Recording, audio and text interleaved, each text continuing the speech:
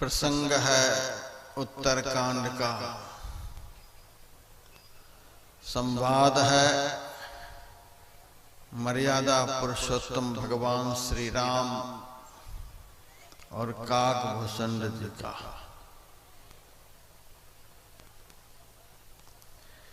काकभूषण जी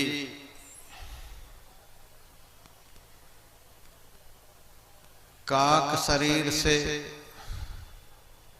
भगवान श्री राम की बाल लीला देखने के लिए नीलगिरी पहाड़ से उड़कर अयोध्या गए हैं। भगवान श्री राम 5 साल के बालक के रूप में आंगन में मालपुआ खा रहे हैं।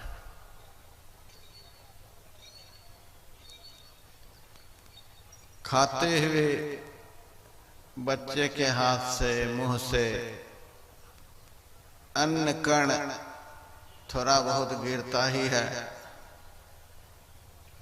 भगवान के हाथ से मुंह से जो गिरे तो काकभूषण जी महाराज उसको खा ले।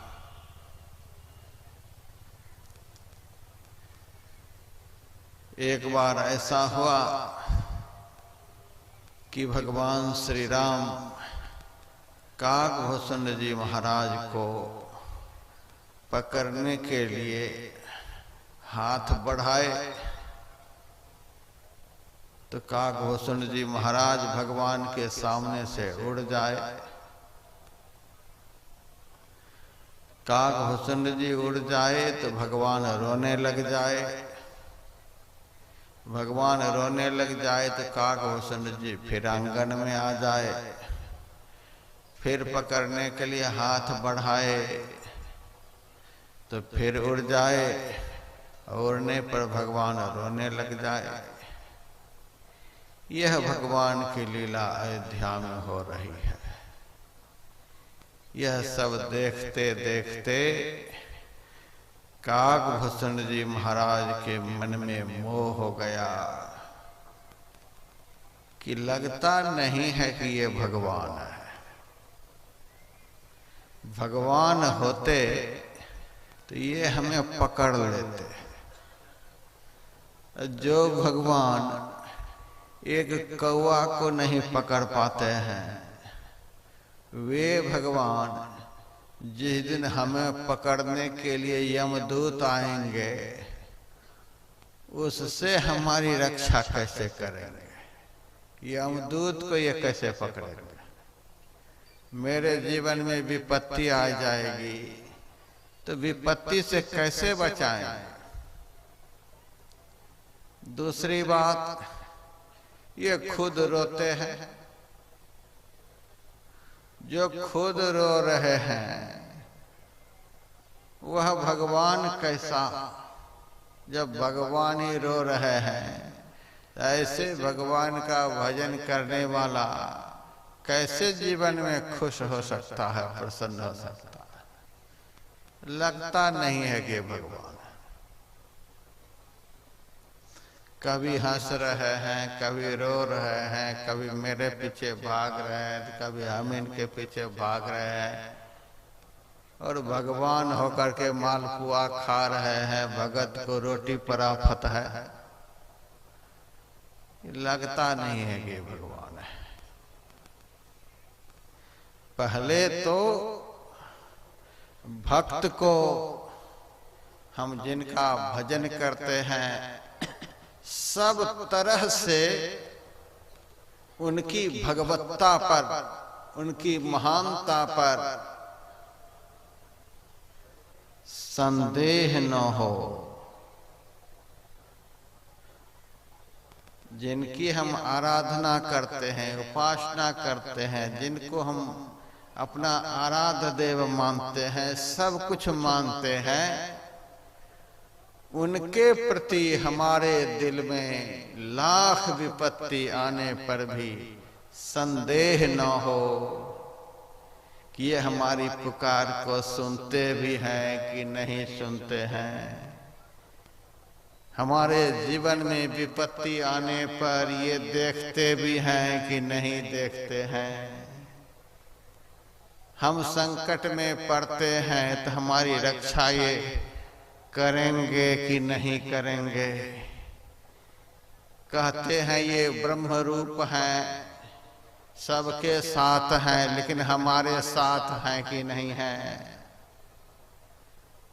जैसे ही भक्त के अंदर अपने आराध्य देव के प्रति संशय हो जाता है तो संशय के बढ़ने पर मोह उत्पन्न हो जाता है।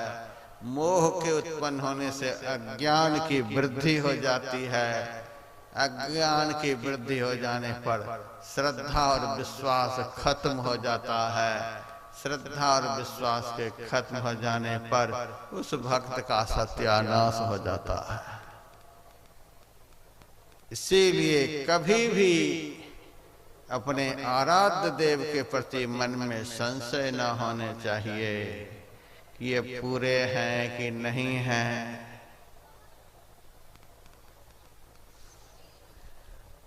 कभी कभी मेरे पास बहुत सारे भक्त लोग आते हैं, बाबा हमको आशीर्वाद दीजिए, हमको आशीर्वाद दीजिए। मैं इस भक्त से पूछता हूं, आप ध्यान किसका करते हैं, मेरा कि गुरु महाराज का? तब वह कहता है ध्यान तो मैं गुरु महाराज का करता हूं, स्तुति प्रार्थना आप हमारी करते हैं कि गुरु महाराज की? तो महाराज गुरु महाराज की। आप सदगुरु भगवान हमको मानते हैं कि गुरु महाराज को? तब कहते हैं गुरु महाराज को।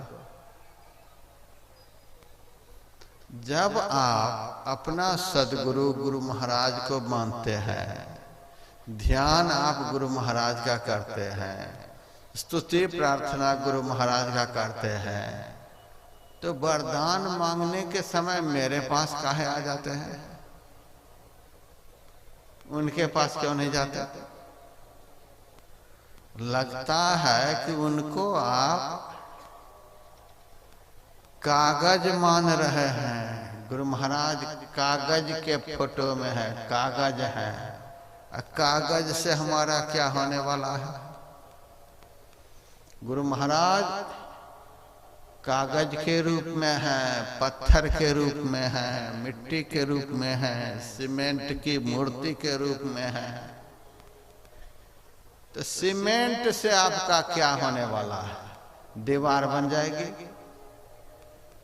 कागज से क्या होगा? आप उसमें कुछ लिख पढ़ लेंगे। पत्थर से आपका क्या हो जाएगा? फर्श डाल लेंगे। मिट्टी से आपका क्या हो जाएगा? गमला में डाल करके आप गुलदाउदी फूल लगा लेंगे। और क्या होने वाला? आपको संदेह है, संशय है, इनसे हम कहेंगे, ये सुनेंगे कि नहीं सुनेंगे? अब व्यासानंद बाबा तो बोलता हुआ भगवान है। ये तो बोल भी रहे हैं, हंस भी रहे हैं, देख भी रहे हैं, हाथ पर भी हिल रहा है, इधर उधर जा भी रहे हैं। लगता है काम इनसे बनेगा। वे तो भावना के भगवान हैं। जैसे ही भक्त के अंदर अपने आराध्य के प्रति संशय होता है, वैसे ही उस भक्त का विनाश शुरू हो जाता है। कभी संदेह मन में नहीं रहना चाहिए कि गुरु महाराज सुनते हैं कि नहीं सुनते। हमने आप लोगों के सामने मंगलाचरण में गाया, बंदों गुरुपद कंज कृपा सिंधु नर रूप हरि। हम गुरु महाराज के चरण कमल की वंदना करते हैं, जो कृपा के समुद्र और मनुष्य के रूप में भगवान हैं। हम गुरु महाराज को भगवान मानते हैं। भगवान के पास क्या सब होता है? जिनके पास 6 चीजें हों उनको भगवान माना जाता है। जिनके भी पास हो उनको आंख बंद करके भगवान मान लेना। वे 6 चीजें क्या हैं? ऐश्वर्यस्य समग्रस्य, जिनके पास संसार के सारे ऐश्वर्य हों, किसी भी प्रकार के ऐश्वर्य में कमी नहीं, सारे ऐश्वर्य से जो सदैव भरे पूरे रहते हो। ऐश्वर्यस्य समग्रस्य। उसके बाद धर्मस्य, धर्म के सारे अंग जिनमें सदैव विद्यमान रहते हो। यशसः, भूत भविष्य वर्तमान तीनों काल में जिनकी कीर्ति हो, जिनकी कीर्ति कभी समाप्त नहीं होती हो, भूत में भी वर्तमान में भी भविष्य में भी, जिनकी कीर्ति का कभी नाश नहीं होता हो। चौथी चीज यशसः, श्रेय। श्री कहते हैं लक्ष्मी को, जिनके चरणों में अखंड लक्ष्मी का सदैव निवास हो, जिनके चरण से लक्ष्मी कभी भी दूर न हो। अखंड ज्ञान,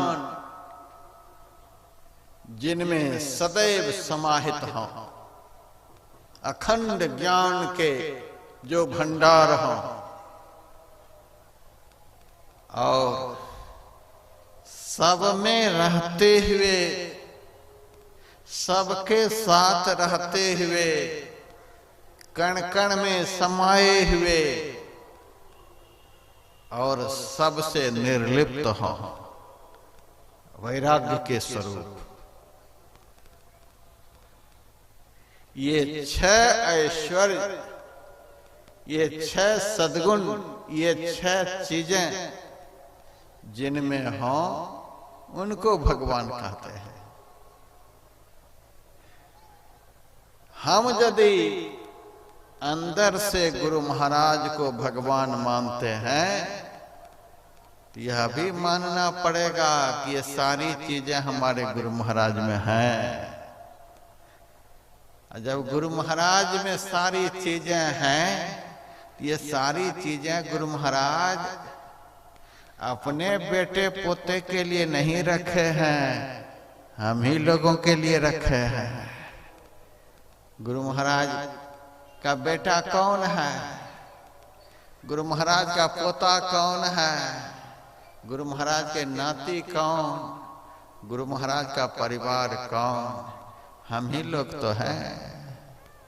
बाप के पास जो वैभव है वह किसके लिए है? बेटे के लिए है। उसी तरह से सदगुरु भगवान के पास जो कुछ भी है हम लोगों के लिए ही है।